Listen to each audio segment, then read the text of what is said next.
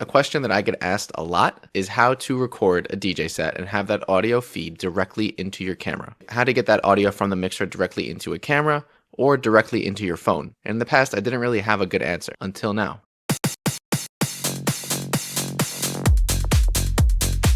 In my videos, I've talked a lot about my preferred cameras, specifically the DJI action cameras. And since that just has a USB-C port, there's no real way to record directly into there or directly into your phone. Historically, I would just tell people, you technically could go straight into your camera. Since that is technically a microphone input, if the levels got too high on the mixer, there is no real way to adjust the levels going into the camera for the recording. You would risk blowing out the audio, getting a low quality recording, and then the audio would kind of be useless. Previously, I talked about a bunch of different ways that you can record audio, whether that's through using a field recorder or using the DJI Rec app on your iPhone. However, with this thing here, we can actually record our audio directly into the camera, so you do not have to sync anything in post-production, and the audio that is baked into that clip is the line-in audio directly from your mixer. Setting up and recording is one thing, but the real pain is what happens after. You have an audio clip and you have a video clip, and then once you're done recording, you have to go to your computer and sync them together in a video editor. You have to export files from one place, export files from the other,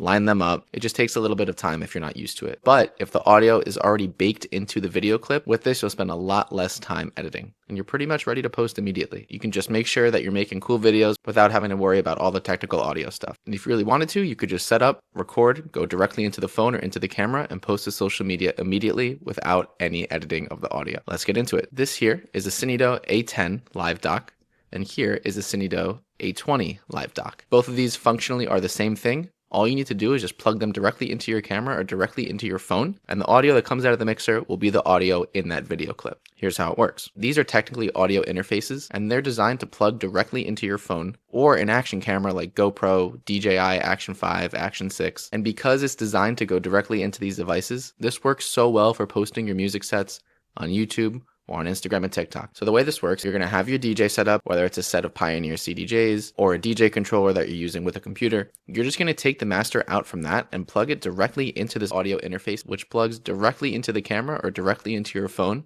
through a USB-C cable that's built in. A big issue of all the workarounds that I've seen, you can't really set the levels safely when you're plugging the audio directly into the audio input for your camera, and that's where this comes in. Since this is an audio interface, you can adjust the levels and make sure that what you're sending into the camera or into your phone is a safe level and that you're getting clean quality audio. As soon as you plug this into a phone or into an action camera, it senses it technically as a microphone, but you're able to adjust the settings and you're able to adjust the levels to make sure that you're not sending any blown out or low quality signal into the camera. Now the DJ mix is the camera audio. Now both of these portable interfaces here, they work functionally almost the same, except you're going to get a little more features on the A20, which we'll talk about in a little bit. The buttons on the A10 include adjusting the gain input, so you can make sure the levels are set correct from your mixer. It has a 3.5mm audio in, which is going to come from your mixer. It has a USB-C port, so you can actually charge your device, whether that be a camera or a phone, while you're recording. If you're using it for a long period of time, I want to make sure that your phone and your camera has enough battery.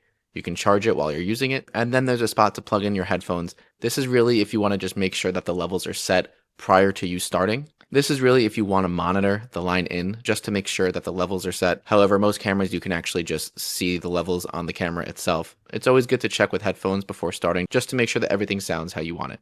And that's it. This tiny little device can convert the DJ set into audio going straight into your camera or straight into your phone. Now with the A20, it has two inputs on the bottom, one of them being for a microphone and another for an instrument. So you can use this with a synthesizer. Both of these come with a TRS to 3.5mm converter. This one has a spot for charging, just like the other model. And just like the other model, it has a spot to plug in your headphones so you can monitor the audio. Now again, these both function exactly the same, but the real difference here is that the A20 does have lights on it to indicate how much gain reduction is happening. For me, that's just better for peace of mind. The other one, you can't see how much gain reduction is occurring unless you're looking at the camera itself and seeing the volume of the levels coming in. I personally would prefer this one for the peace of mind, simply because there's a visual indicator of how much of the signal is being reduced. Both of these audio interfaces offer way more features for recording actual instruments like a synthesizer or a guitar, but that's not the purpose of this video. The purpose of this video is to show you how you can get audio from your DJ mixer into a camera or a phone. So we're not really going to get into that right now. When I record straight into my phone, I can record whatever it is I want to record, and then when I open up my phone and I press play, the audio that's on there is from what I just recorded, and I can just trim, post that to social media immediately. There's no airdropping audio, syncing in Final Cut. The clip is done. And with the DJI camera, the same idea here. The audio is baked into the video file. I pull the clip, I crop it vertical. It's ready for Instagram, TikTok, and YouTube Shorts. Now looking at this visual, you can see we have a set of Pioneer CDJs. You can use any mixer really, as long as it has a master out for you to plug into. If you only have one master out, and you want to use your speakers while recording, of course, you can just buy a splitter on Amazon for like $5 to $10, split the output into two, and have one of them go into your speakers and one of them go into the interface. So if you are a musician, if you want to record a DJ set or any instrument straight into a video onto your phone or onto an action camera, and you want quick clips for social media using a phone or an action camera, and you don't want to have to edit anything, these will do the trick for you. And while that's great and all that we found a solution, there are still some things that we want to be aware of. Now, again, the first thing I would say is that monitoring the audio before you start is absolutely key. There is no backup recording. Number two, this is using unbalanced 3.5mm cables. If you're using this in a club or you're placing it in an area of your studio which has a lot of wires, there may be some interference. And what I mean by that is that this is an unbalanced cable versus using something like XLR or TRS, which are balanced cables. The balanced cables are much less likely to pick up any interference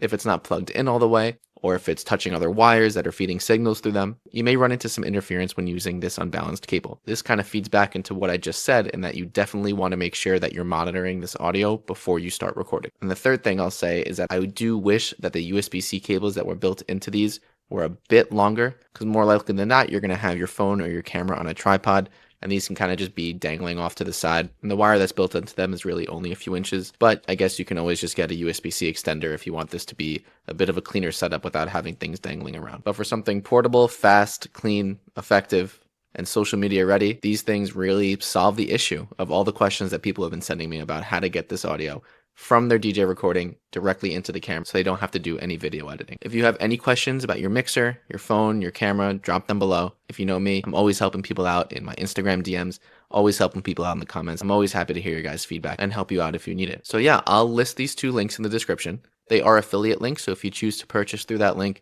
you will be supporting a small channel like mine, which goes a really long way. I'm so thankful to everyone who supported this channel over the past year. I'm looking forward to see what you guys make with this. Send it to me. Happy recording. Shout out to the team at Synido for sending these over for me to test. They work great.